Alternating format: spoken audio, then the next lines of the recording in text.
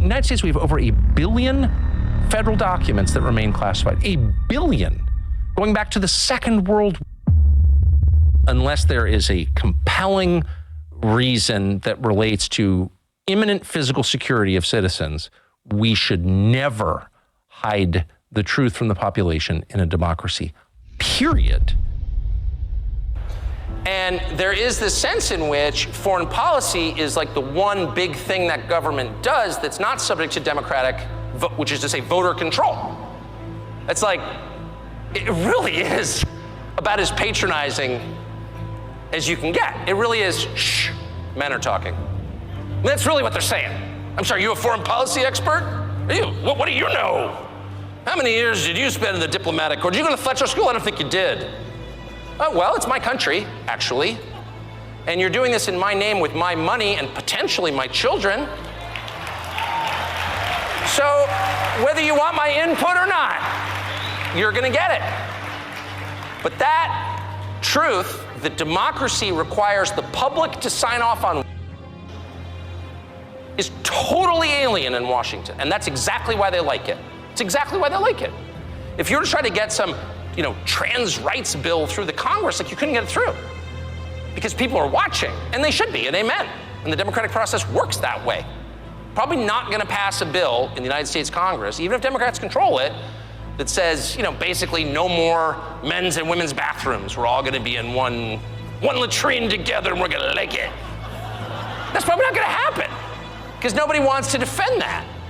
But sending to a government that's imprisoning Christians and stealing the money, that's kind of not your business, America. And so they can collude and do it together. That's the truth. And the fact that Republicans have allowed this, and that even now, and again, even if you think we should be supporting Ukraine militarily, which is, I think, a legitimate, I don't share that view, but I think it's entirely legitimate. And I think there are a lot of awfully nice people who feel really bad for the Ukrainians. I actually feel really bad for the Ukrainians myself and think Russia shouldn't have invaded. I agree with that. But it almost doesn't matter where you are on this question. If you can't have an adult conversation about it, which begins with the very obvious question, why should I be mad at Russia? Like, why? Shut up! If the answer is shut up, or if the answer is to accuse you, an American citizen who loves your country, whose ancestors fought to defend it, of disloyalty to your country by people who care not at all about the United States? It's too much. It's just too much. It's too outrageous to stand. But what I will tell you, if you want to know what really, really matters to them and to you and to the future of the country, consider the things that you were not allowed to say. I noticed this right after January 6th. I'll never forget it as long as I live. As a very literal, not super quick, not highly clever person, I was completely content to believe January 6th was what it looked like to me on TV, which is a bunch of angry people who thought the election was stolen from them, who appropriately went to confront the people they thought stole it. So like George Floyd gets, all of a sudden they loot Foot Locker. What did Foot Locker have to do with it? I will say, in Republican primary voters' defense, they're mad at the Congress. They went to the Congress. They didn't loot any liquor stores. They just went right to the source. That's true. It wasn't like, oh, they stole the election from us. Let's loot Macy's. All right. But anyway, so I saw this and I was like, yeah, okay, it was people super mad. They thought the election, this was January 6th, so like, it was, it took a long time for me to figure out what happened, just being honest. I think I'm just too old, and so it's like hard to notice when things change, like certain assumptions you have, like, of course it's on the level. They wouldn't actually like subvert an election. And as someone very smart said to me, really, people for insurance claims? This is running the world. Like, what wouldn't they do? Oh, right, good point. Anyway, but I just kind of didn't think too much about it. Like, I'm definitely opposed to vandalism. Anyone who breaks windows is not my friend. I hate that. Have you ever glazed a window? You ever put in a window? It's really hard. I mean it. If you don't think it's hard, try it. You get the size wrong, it doesn't fit, put little pins in, it's ridiculous. It's like an all-day affair to replace a divided glass door. Anyway, so I don't like that at all. And I said that, I don't like it.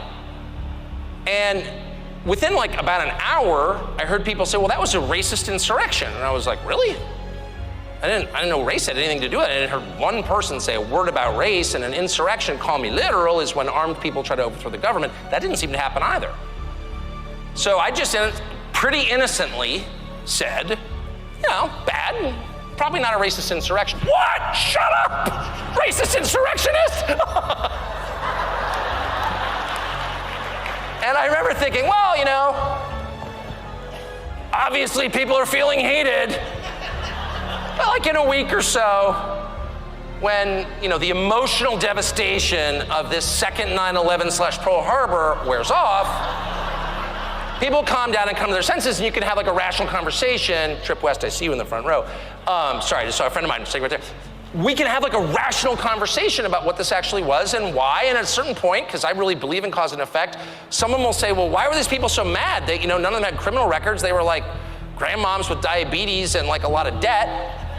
They're the least powerful people in our society, like legit the least powerful. And I don't have a PhD in leadership, but I know what parental leadership looks like, paternal leadership looks like.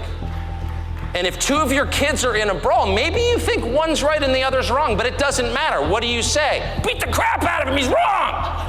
No, you say, Dad's home, knock it off.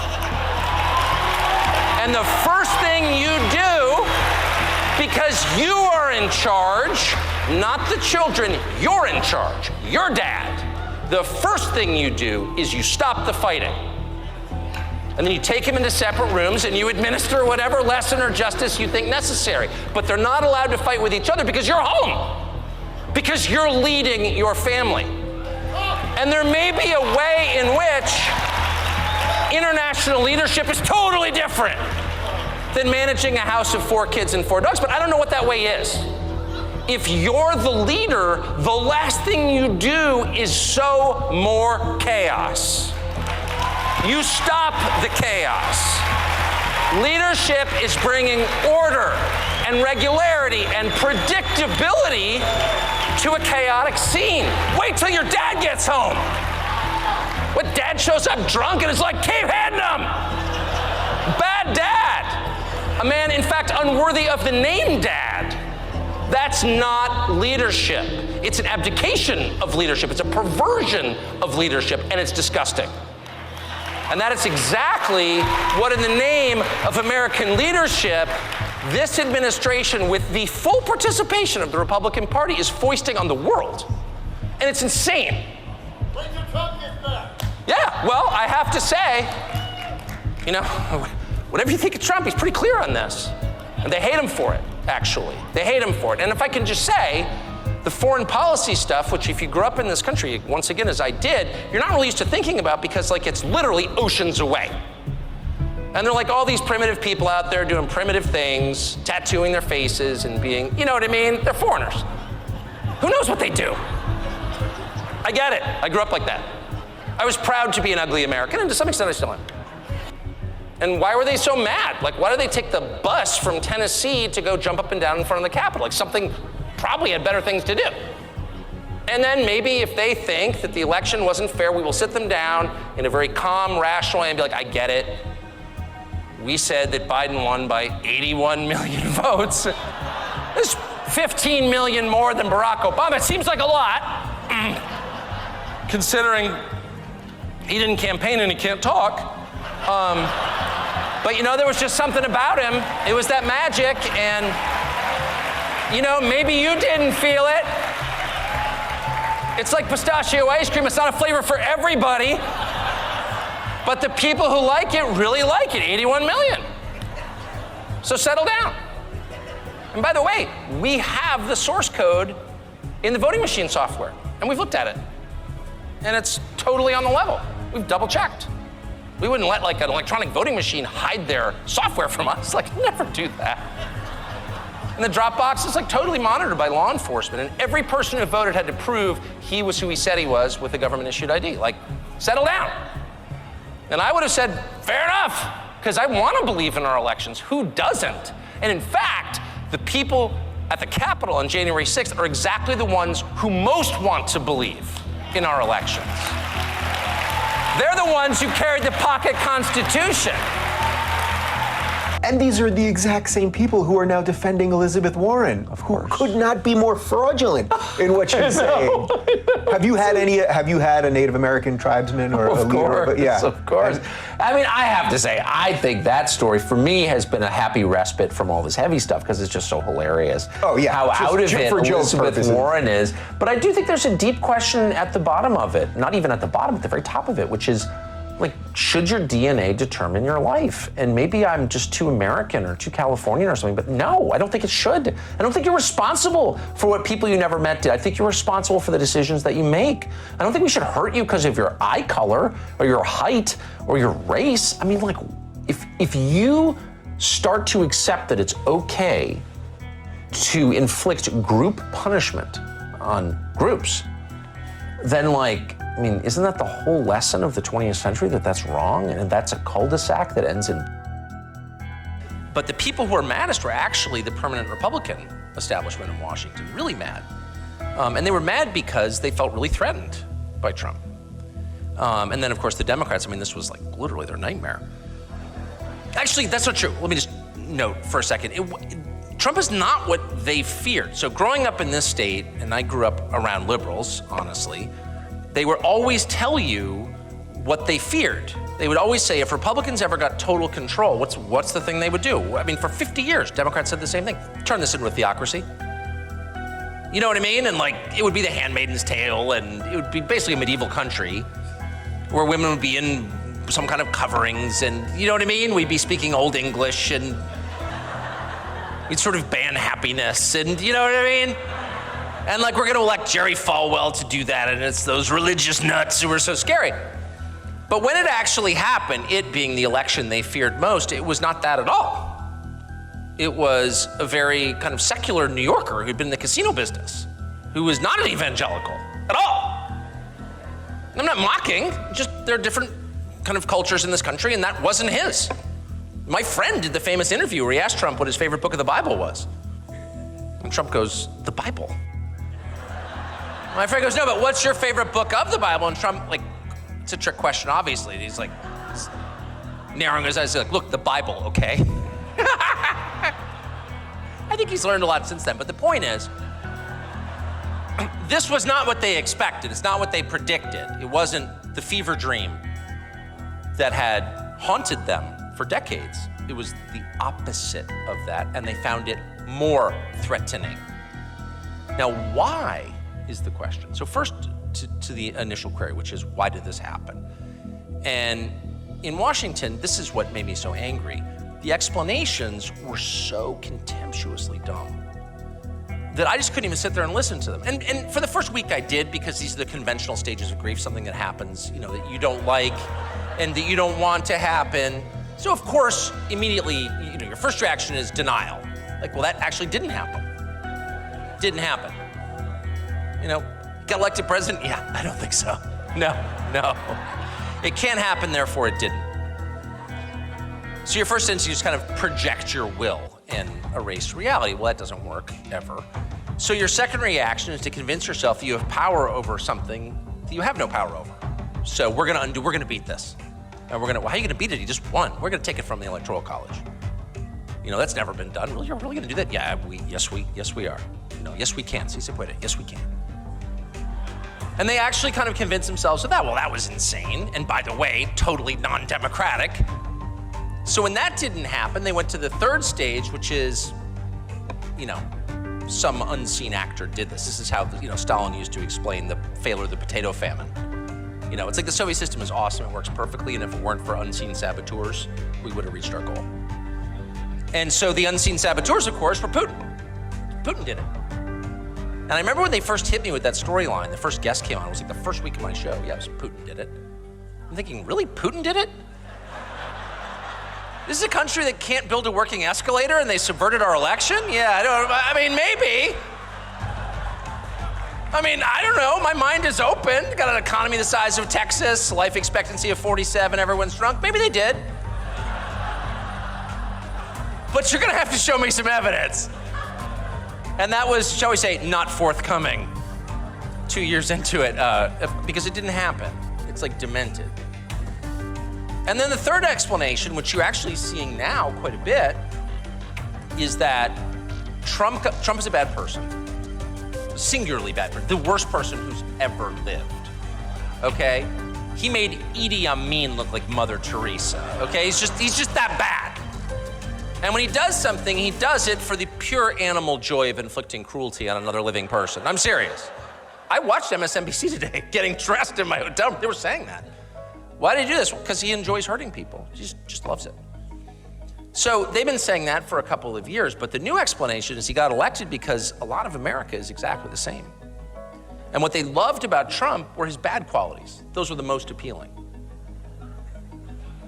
And I thought, I traveled a lot. I never met I interviewed 1 million Trump voters trying to understand this. I never met one who said, you know what, I was on the fence until I saw the Access Hollywood tape. And then I thought to myself, finally a candidate who speaks for me. Now you're talking my language, buddy. I love this man. I'm sorry, there wasn't such a person. Nobody felt that way. People voted for the candidate in spite of his shortcomings, and they did so. I do believe in forgiveness and redemption, and I believe in being honest about the limits of human power and human wisdom and decision making. We screw it up a lot, I certainly do. By the way, because of YouTube, you can see my screw ups. I always deny that I was in Dancing with the Stars, but I actually was, okay? So I don't judge, I don't. But here's the difference. I never went on Dancing with the Stars again. So that really is it. That's what we ask of people, and that's what we need to demand of our leaders, is not that they don't make mistakes, but that they acknowledge the mistakes that they make and critically learn from them. Learn from them. I have a ton of children, like a ton. And I'm never surprised when they do something wrong. Because I'm not. Because I'm never surprised when people do. Because I know what people are about, because I am one. What I demand of them is that they acknowledge that they did it and that they pledge to be better. That's it. That's all we can ask. It's all we should ask. But when people exert power over us, we have a right to expect it, okay? And if they don't perform that simple human task of learning from their errors, and if instead they deny those errors, and if instead they go even farther and blame us for those errors, then they are unfit to rule. It's that simple, okay? So I would say to compound this, the mistakes made by the people in charge, and by the way, I'm not limiting this to our political class in Washington. I would say they're uniquely guilty. But I would say also of the people who make the decisions that shape our economy, broadly speaking, and those who shape our culture, the people who determine what your kids watch on television or at the movie theater or online. They made a series of bad decisions over decades that had measurable effects on the population that were bad and well known to anyone who cared to learn them. So in 2015, when I learned this, I wrote the book. In 2015, the middle class in this country became a minority. And I read that in some relatively obscure place, by the way. I did not read that in the New York Times or the Washington Post. Not that I read either one anymore, but I did for many years. No, I read it in some website. And I thought, well, that can't be true. So I checked, and it was true. And I thought, well, I'm in the news business. My job is to follow developments, big and small, sometimes picayune, really small. This is not only a major development, it's a pivot point in the history of the country.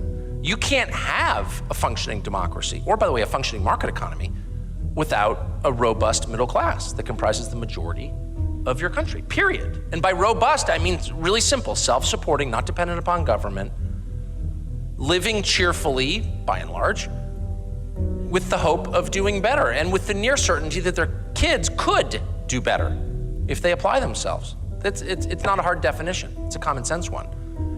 And for my entire life, in fact, for the entire life of our country that we can measure, that has been the majority of our country. And in 2015, it became a minority. Now, I left California, but if I lived here, I would have already known that, because that's the story of this state. And it's the saddest thing about this state. It's not that there aren't rich people. There are the richest people in the world live here. I just flew in from San Francisco this morning. And it's not that there aren't poor people. There are more poor people in California than any other state. Like a third of all welfare recipients live in one state, this one. So you got plenty of people at the polls. And by the way, you will always have rich people, you'll always have poor people. Society will always be stratified because people are hierarchical. Just that's their nature. The egalitarian ideal is not achievable. Dogs are hierarchical, by the way, so I think it's a mammal thing, but whatever. But in order to have a healthy, stable society, you have to have most people in the broad, happy center. And when that starts to change, you have not simply a moral problem. This isn't a college dorm room debate about what's just or not. Who cares? You have a very practical problem where your country's going to become super volatile, really volatile. And you might have, just throwing this out there, like a populist movement where voters get so mad they elect somebody out of nowhere. No, I'm serious.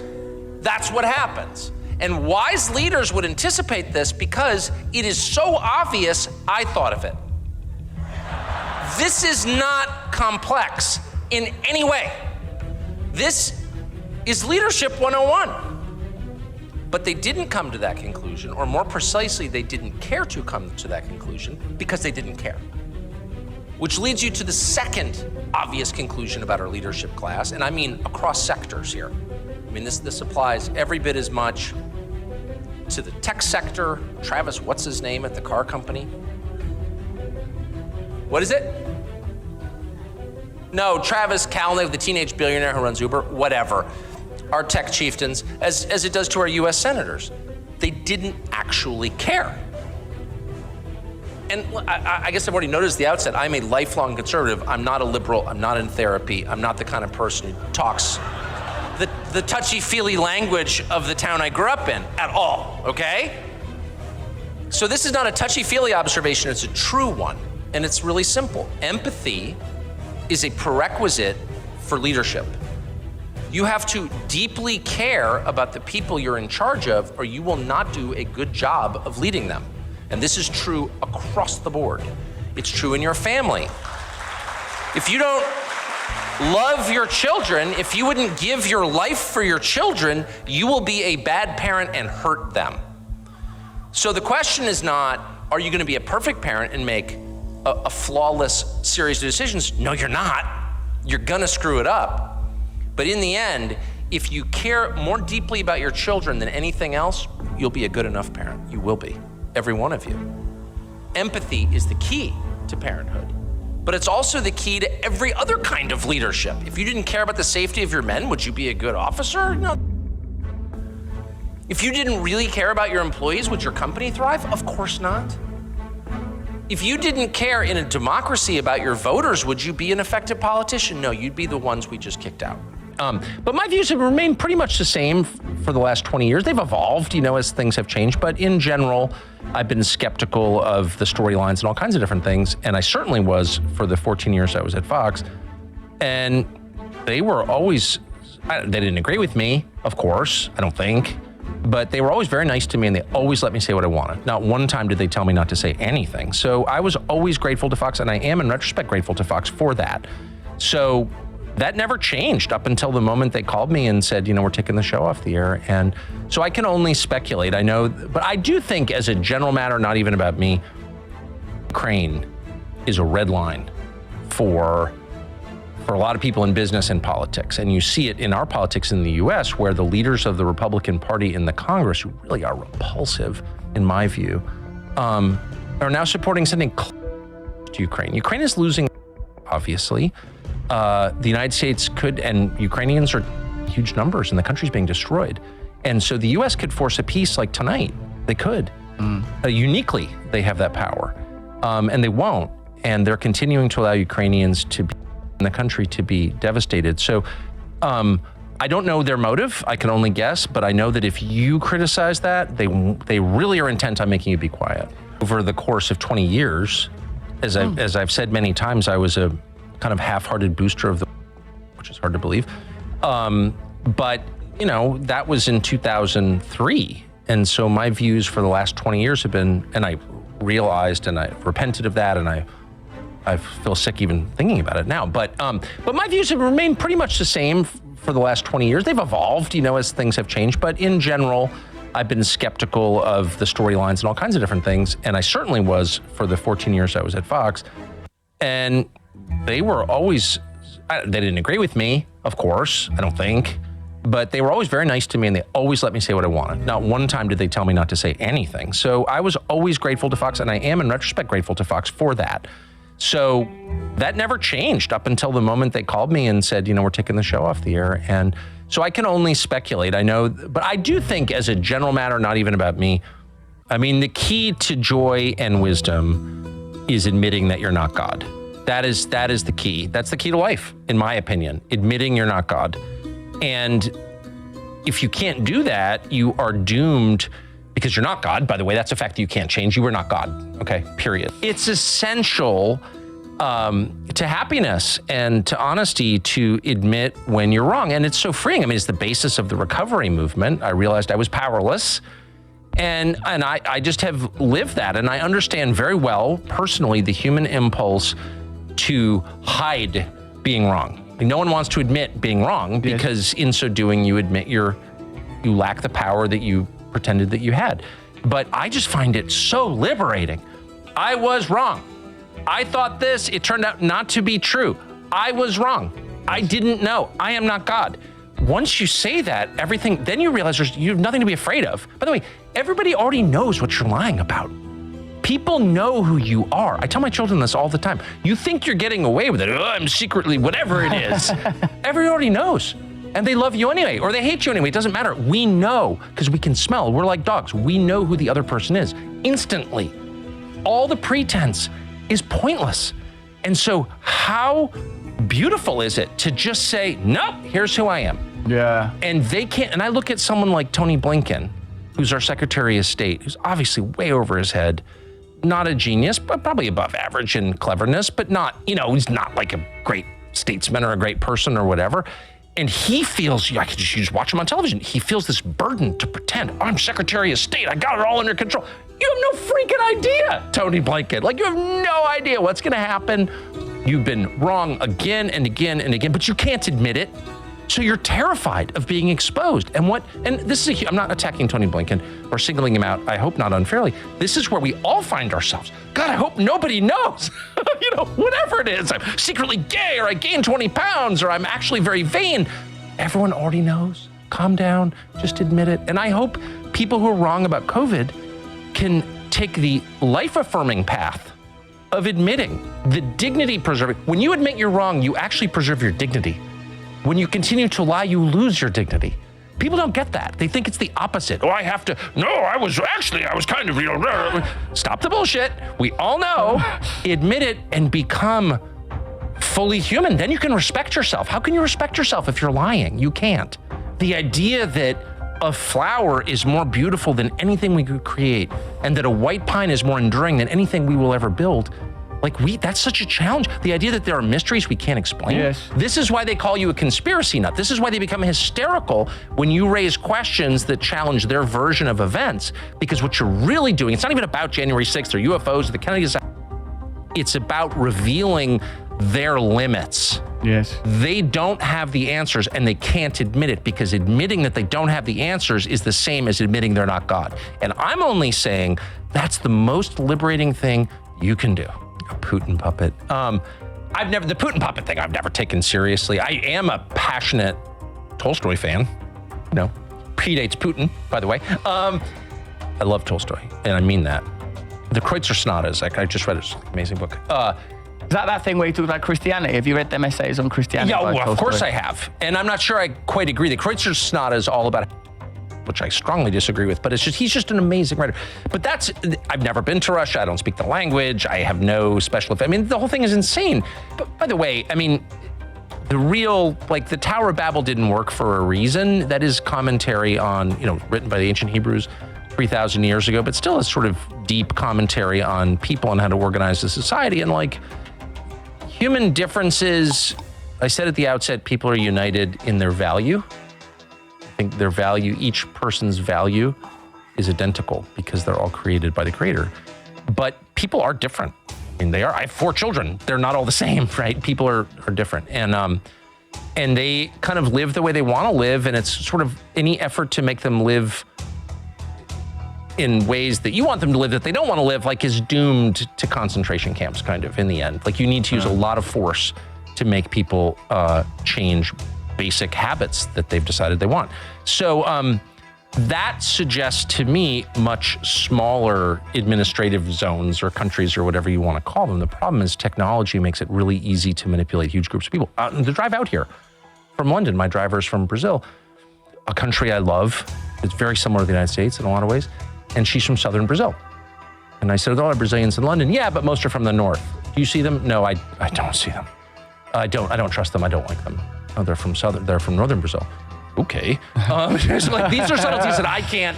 And I said, well, why don't you split into 2 countries? And she said, everybody wants to, but we can't because we've got a central government and it's not in their interest.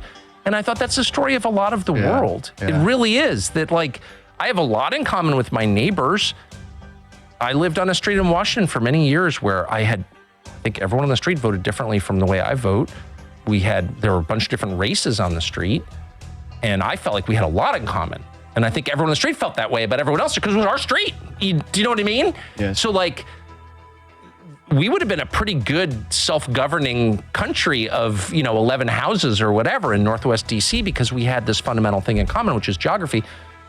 And I do think ultimately we'll get back to that because I think it's a much more natural way. Loose alliances of small places is a much more natural way to govern, in my opinion. But, we're a long way from that.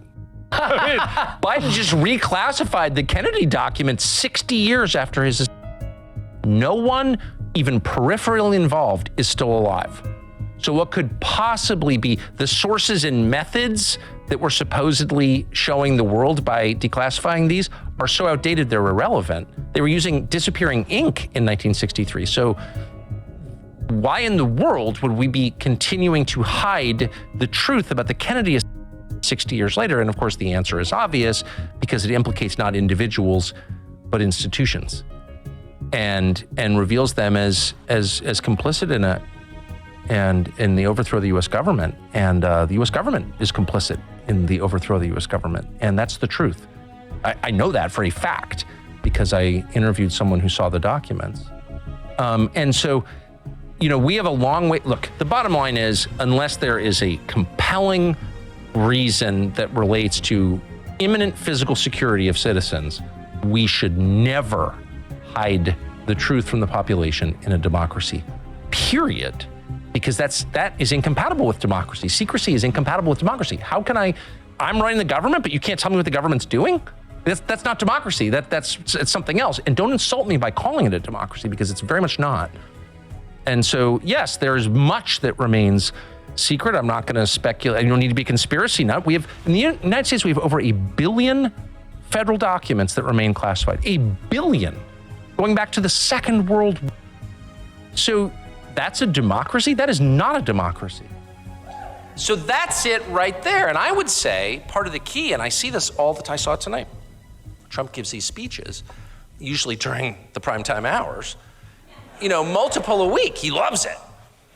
And I have to say, it's pretty impressive in a way, as someone who talks for a living, that he'd stand up there on national television with no notes at all at like 71. I'm 49, I can barely do it. And he gets up there and he just goes. He doesn't know what the terminus is. He doesn't know what the destination is. He just gets on the bus. I don't care. I'm serious. Just give me a Diet Coke and let me start talking. We actually always say, because they often happen during our hours, so we're watching carefully. And my producers always say, when he gets to Space Force, we're almost done. I should also note, I have no idea what Space Force is, but I love it. I literally have no idea. I'm not sure they do actually know what it is either, but I can say that if my son, who's 21, called me, he's a senior in college, and said, you know what, I thought I was going into, whatever, private equity, but I think I'm joining Space Force. I would be my first question would be, what's the uniform like? The second question would be, the second thing I would say is, I'm so proud of you, boy. Anyway, but the point is, other than Space Force, the one recurring moment in every Trump speech, and the reason that people like these speeches so much, is he actually does, because he's not working strictly from a script, he does get caught right up in it. I mean, it's just you see who he is in the speech, because that really is who he is. And trust me, I know him. That's who he is. This is exactly, less profanity, probably slightly less, but that's actually him. And he gets so caught up in it. There's always one moment where he looks out and they start cheering him, and of course he loves that. And he goes, you know what? I love you. I love you. First of all, who talks like that? The answer, of course, is only people who mean it. And by the way, there are many kinds of love. I don't know if this is a love that's gonna call you the next day. I don't judge. But in that moment, it's totally real. It's 100% real. He stops in the middle of this, he looks out and he's like, you know what? I love these people. And because he's emotionally incontinent, he can't keep that in. And no, I'm not joking. And the first time it happened, having spent a whole lifetime watching political speeches, I'm like, what was that? And then I realized that was an authentic moment. And the crowd understands that, not because they think about it, but because they can feel it. Because the truth, the deep truth, underneath all of it is we know who you are. This is true of everyone.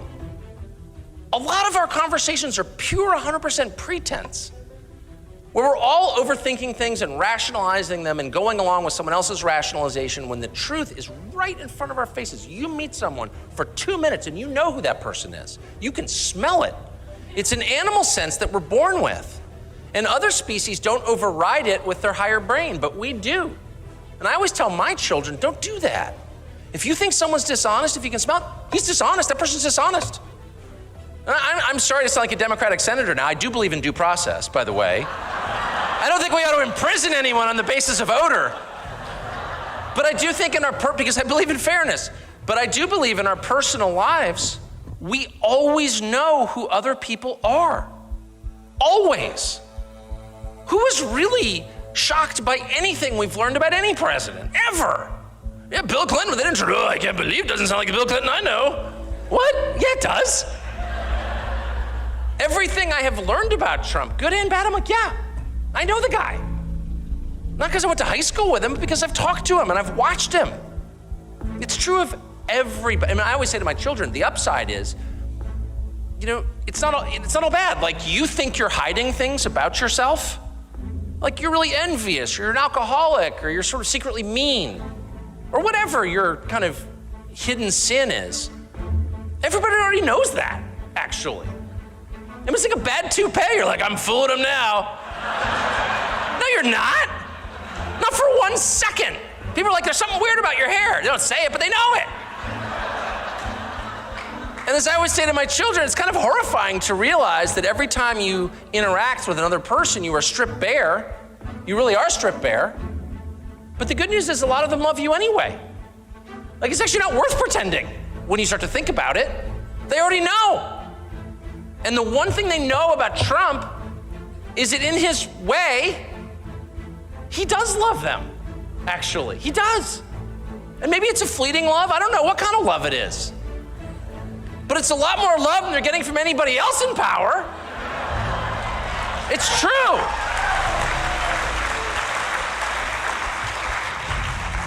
And that's why they love him back. It's so not complicated. Thinking to myself, I don't know, because NATO's good? And he goes, I thought the point of NATO was to keep the Soviets from invading Western Europe.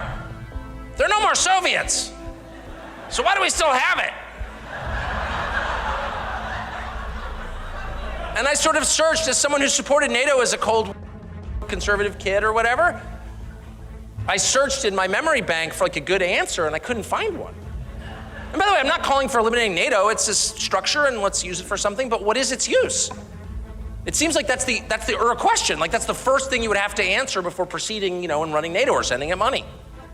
Why do we have it? And by the way, I remember the Soviet Union fell. It was on my honeymoon. It was August of 1991. I'll never forget. I was in Bermuda on the beach. And the guy who brought the drinks, like, the Soviet Union fell. Oh, really? So, no, true story. Mid-Ocean Club, Bermuda, 1991. That was August of 91, so that's 27 years later. Trump is like, why do we still have it? So, I don't know if he was testing this on me or what, but he goes out and he asks that question. That literally, he wasn't attacking, it was like, why do we still have it? It's a fair question. Hey, NATO experts, what's the answer? You know what answer he got? What? Shut up. What are you working for Putin? That's treason. And it sort of reminded me of that moment when if you have children, they go through this why stage when they're little. And it's like infuriating. And they'll be like, well, why? Why are we doing that, Mommy? Oh, well, Danny, we're doing that because we're doing that, and that's what adults do. Well, why? Well, because it's the right thing to do, Danny. Well, why? But why are we doing it? Why is it the right thing to do? Mommy's getting a glass of wine, Danny. Why don't you be quiet? And that's exactly the response Trump got. Shut up, they explained. And that is the tell. That's it right there. If we were playing poker, we'd win. Because what they're saying is, there's nothing in it. We don't have an answer to the question we're supposed to be in charge of. We're the NATO experts. Take that moment and multiply it by, I don't know, every policy. Why don't we have a wall? Where I live, it's like, well, because a wall is stupid.